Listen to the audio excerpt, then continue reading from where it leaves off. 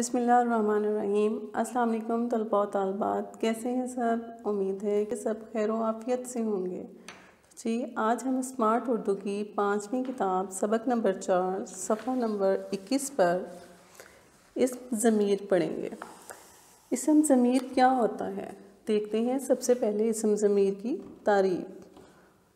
اسم کا معنی ہوتا ہے نام۔ جس طرح ہم گرامر کی روح سے دیکھیں، کسی بھی شخص، جگہ یا چیز کے نام کو اسم کہتے ہیں۔ اسم ضمیر وہ اسم ہے جو کسی شخص یا چیز کے نام کی جگہ بولا جائے، جیسے میں، وہ، ہم، اس، انہیں۔ اب یہاں پہ ایک مثال ہے، اس پر غور کیجیے۔ احمد ہونہار طالب علم ہے، وہ وقت پر اپنا کام مکمل کرتا ہے۔ اس میں احمد کیا ہے؟ اسم۔ اور اس میں دیکھیں جب آگے کہا وہ وقت پر اپنا کام مکمل کرتا ہے، وہ اس میں کیا ہے؟ اسم ضمیر۔ یہاں پہ نام کی جگہ وہ استعمال ہوا ہے تو یہ اسم ضمیر ہوگا۔ اس جملے میں وہ احمد کی جگہ استعمال ہوا ہے، یعنی کہ وہ کیا ہے؟ اسم ضمیر ہے۔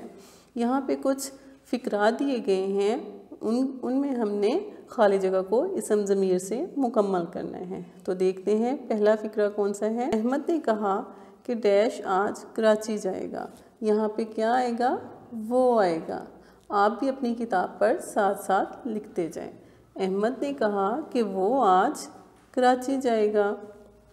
سارہ کی کامیابی کی وجہ اس کی محنت تھی۔ اس جو ہے اسم ضمیر ہے۔ نمبر 3 ہے، میجر عزیز بھٹی نے ملک کی بہت خدمت کی۔ یہاں پہ کیا آئے گا؟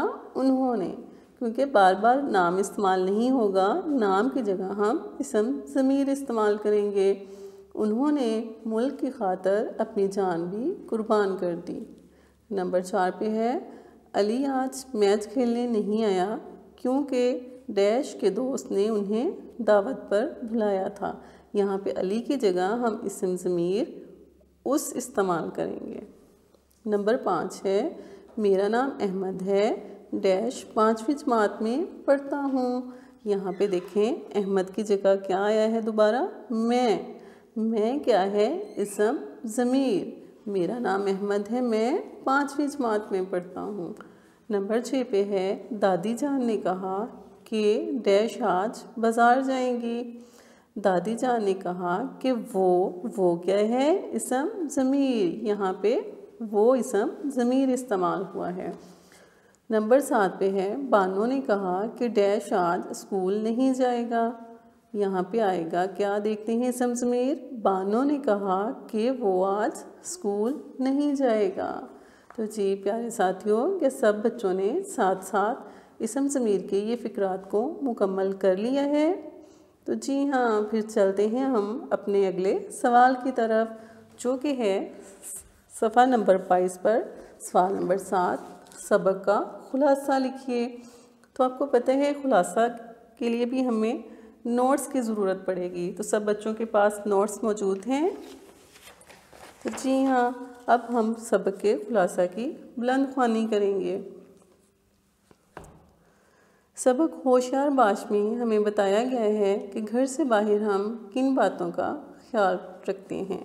خاص طور پر بچوں کو کسی سے کوئی چیز لے کر نہیں کھانی چاہیے، کسی اجنبی کے ساتھ مت جائیں، اور اگر آپ سے کوئی غلطی ہو جائے تو والدین سے جھوٹ مت بولیں اور ان کو بتا دیں، اور والدین کو بتائے بغیر گھر سے باہر کہیں دوستوں کے ساتھ مت جائیں۔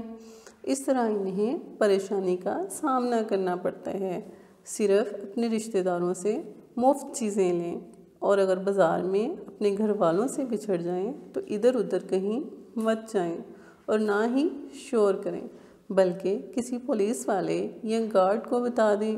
ان تمام باتوں پر بچوں کو ضرور عمل کروائیں تاکہ خود ان کے والدین پریشانی سے بچ سکیں۔ اس میں کتنی اچھی باتیں بتائی گئی ہیں، سب بچوں کو اس پر عمل کرنا چاہیے۔ آج کی ڈائری ہے، اسم ضمیر کو آپ نے اپنی کتاب پر حل کرنا ہے، اور خلاصہ کو آپ نے اپنی نیٹ کاپیوں پر خوشخطی کے ساتھ تحریر کرنا ہے اور بہت اچھے سے یاد بھی کرنا ہے۔ اپنا بہت سا خیال رکھیے، پھر ملیں گے ایک نئے سبق کے ساتھ۔ اللہ حافظ۔